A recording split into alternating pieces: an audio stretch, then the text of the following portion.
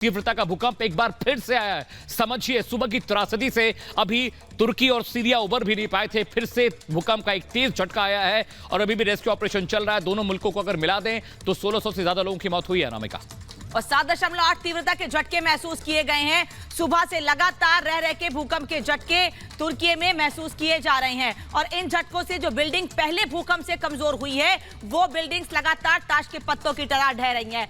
मलबे से rescue operation लगातार जारी है। एक 3 साल की बच्ची का भी रेस्क्यू किया गया है, लेकिन इन सब के बीच अभी भी बड़ी संख्या में लोग मलबे में दबे हुए हैं, क्योंकि अमित अलग अलग जगहों पर कई बिल्डिंग्स गिरी हैं, नुकसान बहुत हुआ है। जो आंकड़े हमें मिल रहे हैं उसके मुताबिक सीरिया और तुर्की में मिला के करीब 3000 के आसपास बिल्डिंग तबाह हुई है। 2800 से ज्यादा बिल्डिंगों के गिरने की खबर है। 1600 से ज्यादा लोगों की मौत हुई है। 6000 से ज्यादा लोगों के जख्मी होने का आंकड़ा आ रहा है। जरा समझिएगा त्रासदी कितनी बड़ी और कितनी भीषण है कि सुबह से लगातार रेस्क्यू ऑपरेशन चल रहा था। अभी उस त्रासदी से निकल भी नहीं पाए थे दोनों मुल्क। फिर से 7.5 तीव्रता का एक तगड़ा भूकंप महसूस किया गया। अनामिका, ये तस्वीर आपको दिखा रहे हैं। बड़ी तस्वीर जो बीच में इस वक्त आप देख रहे हैं उसमें देखिए कैसे मलबे के अंदर जाकर लोगों का रेस्क्यू किया जा रहा है। और क्योंकि बिल्डिंग्स गिरी हैं, इमारत बहुत ज्यादा गिरी हैं, एक के ऊपर कई इमारतें गिरी हैं, तो ऐसे में रेस्क्यू ऑपरेशन में काफी ज्यादा दिक्कतें भी आ रही हैं। और इस वक्त एक और बड़ी खबर आपको बता दें कि मलबे से 3 साल के बच्चे का रेस्क्यू किया गया है। लगातार राहत और बचाव का काम जारी है। इन सब के बीच मलबे से 3 साल के बच्चे का रेस्क्यू किया गया है। तुर्की और सीरिया में रेस्क्यू ऑपरेशन लगातार जारी है। भारत ने भी मदद के लिए हाथ बढ़ाया है। तुर्की और सीरिया में रेस्क्यू के बीच 3 साल के बच्चे को रेस्क्यू किया गया है। अभी कई महिलाएं, पुरुष, बुजुर्ग, बच्चे इस मलबे में दबे हुए हैं, जिन्हें निकालने का काम लगातार जारी है।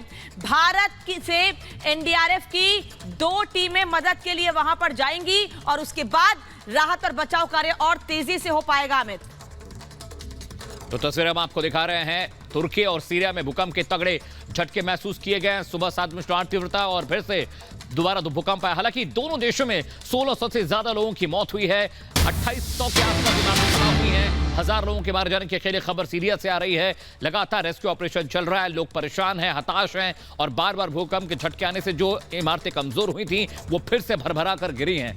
सोचिए कि अभी भी हजारों लोग प्रभावित हुए हैं।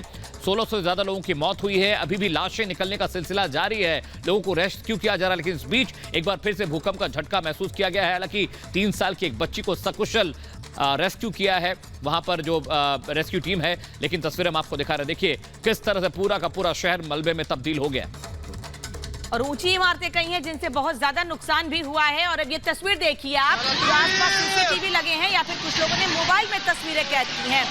अचानक से ये बिल्डिंग गिरती है और ऐसे लग रहा है मानो ये बिल्डिंग सीमेंट या ईंट की नहीं बल्कि ये बिल्डिंग ताश के पत्तों की बनी है। ये 3 तस्वीरें इस वक्त आप टीवी स्क्रीन पर देख रहे हैं। तुर्की में फिर से भूकंप आया है। 7.8 की तीव्रता का ये भूकंप महसूस किया गया है।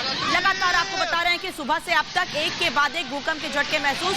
2 और तस्वीरें जिसको देखकर आप समझ सकते हैं कि नुकसान कितना ज्यादा हुआ होगा।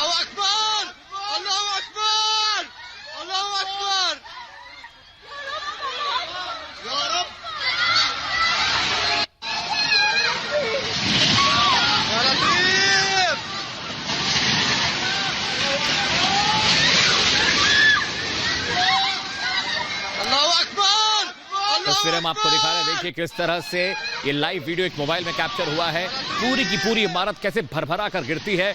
धूल का, धुएं का वह गुबार देखिए। हालात कितने खराब है। सुबह 7.8 तीव्रता का भूकंप आया। पूरा शहर मलबे में तब्दील हो गया। सीरिया और तुर्की में लगातार रेस्क्यू ऑपरेशन चल रहा है। 1600 से ज्यादा लोग मारे गए। लेकिन तस्वीरें देखिए कितनी डराने वाली तस्वीरें। ऐसी कई इमारतें हैं जो भरभरा कर कागज के पत्तों की तरह गिरी हैं। एक तस्वीर और देखिए किस तरह से पूरी की पूरी इमारत जमींदोज हो गई। पूरी की पूरी इमारत ढह गई। जरा सोचिएगा इसके अंदर रहने वाले लोगों की हालत क्या हुई होगी। हालांकि रेस्क्यू ऑपरेशन चल रहा है। लोगों को बचाने की कोशिश लगातार की जा रही है। सुबह 7.8 तीव्रता का भूकंप आता है और अब से कुछ वक्त पहले खबर आ रही थी अनामिका कि 7.5 तीव्रता का एक और भूकंप का झटका महसूस किया गया। तो एक और भूकंप का झटका महसूस किया गया है। शाम होते होते भी लोगों को राहत नहीं मिल रही है। पहला भूकंप का झटका सुबह 6 बजे के आसपास महसूस किया गया था, जब लोग अपने घरों में सो रहे थे और एक